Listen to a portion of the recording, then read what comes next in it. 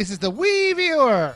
And the Little Wii Viewer. And we're going to review Data East Arcade Classics. You know, these are the games that I grew up with as a kid. Wow, video games were lame back then.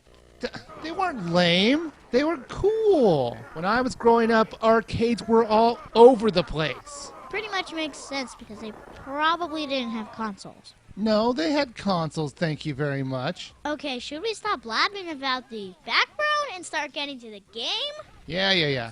If there was ever one thing that I've complained about more in these Wii titles, is their incessant need to lock all the games so there's more replay value. I think it's ridiculous to make us play the bad games so we can unlock the good ones. So when I got to the main menu, I was fully expecting to have to do it. My eyes started to water when I saw just the opposite. Every game was available to play from the very beginning. Hallelujah!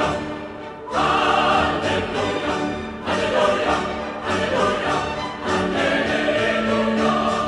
I couldn't believe it. Majesco actually resisted the urge to make us unlock good titles. This fact alone made me enjoy the game even more, knowing I wouldn't have to play them like a chore to unlock the other games. But now I could actually have fun playing them. There are 15 arcade titles in this collection. They are Burger Time, Peter Pepper's Ice Cream Factory, Bad Dudes vs. Dragon Ninja, Burning Rubber, Caveman Ninja, Crude Buster, Express Raider, Heavy Barrel, Lock and Chase, Magical Drop 3, Secret Agent, Side Pocket, Street Hoop, Super Real Darwin, and Wizard Fire. Now, I can't possibly go over them all, so I'm going to briefly talk about the games in general, and go over a few known titles in more detail. Most of the titles in this collection seem to be beat-em-ups, but there are also some puzzle, sports, driving, and classic food-making titles as well. So we played most of these games 2 players, didn't we?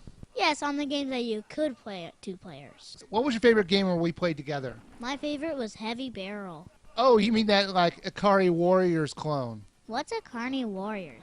It's basically a top-down shooter where you're shooting at everything coming at you, and you have 1 hit point. Yeah, that was a problem, but fun. Understandable for an arcade game. They want money! That's right, they want money. I bet you anything if Majesco could find a way to have us stick quarters into the Wii, they'd do it. Since I'm sure it's the most famous game on this collection, let's talk about Bad Dudes versus the Dragon Ninja. What'd you think of it? It was pretty fun and hard. I love how these ninjas who've been training for life can just get their butts kicked with 1 hit. They're like suicidal ninjas. They just come out and it's like, I'm going to use all my ninja training to come at you. Plunk! 1 hit, I'm dead. My favorite non-Bad Dudes related game was Wizard Fire. It was the only RPG on this collection, but when I say RPG, I use the term loosely, compared to the RPGs you might be used to. It's basically just a brawler with a story. You choose the classic characters you want to use. Each of these characters have different kinds of special attacks and weapons, so depending on the stage, different characters are better to use. What's great is that you're not locked into 1 character. When you die, they give you the option to use a different classic character, and I thought that was cool. It helped mix up the gameplay a lot.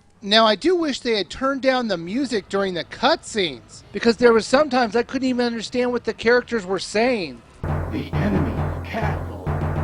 So, do we go in? No Dave will use magic. Oh, the Cave of Akbar. There's an icon inside that will transport us. Let's go. Thank goodness for subtitles. Imagine if I tried to do a review this way, with somewhat loud music in the background. It just seemed like a weird thing to have during their cutscenes. Do you think they could have maybe turned down the music just a little bit? Daddy, are you getting too old that you are complaining how loud music is? Apparently I am. Don't you find this slightly distracting?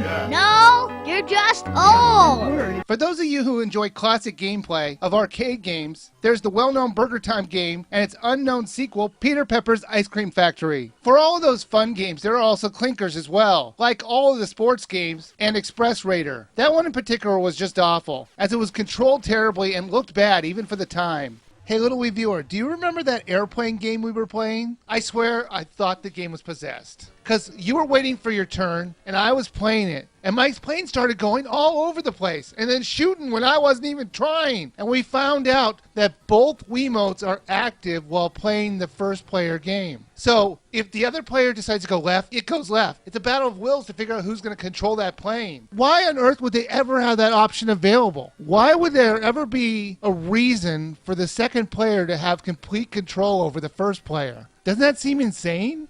Yeah, but maybe one person's supposed to steer and one person's supposed to fire. Fine, but why do they have the ability to do both? All of the controls can be tweaked to your liking, and all of the games can be played with just the Wiimote alone. But it also supports the Nunchuck, Classic Controller, or the GameCube controller. There are 5 achievements in every game to win. They're usually very simple, and you might even tend to do them on accident. They will unlock soundtracks and photos of the classic arcade machines, and the promotional materials that were released with it, plus even some enhanced game modes to the titles you've already beat. I assume they were just harder versions, as I really didn't see any differences. Another great thing that Majesco did with this title is that there are unlimited continues in every game, so you will beat them all eventually. All you have to do is press the B button to add quarters to your game, and you can keep playing. There was also an option to save and load your game at any time, which is great if you ever need to just stop what you're doing and come back to it. You know what game should have been on this collection? I kind of understand why it wasn't, but I wish it was. The Real Ghostbusters. Did you know Data East made a Real Ghostbusters game? I played it in the arcade, and it is awesome. How long is the game? Same amount of levels as like Bad Dudes. Probably like, I don't remember, like 7, 8? What does it matter? Meaning like if there's too many.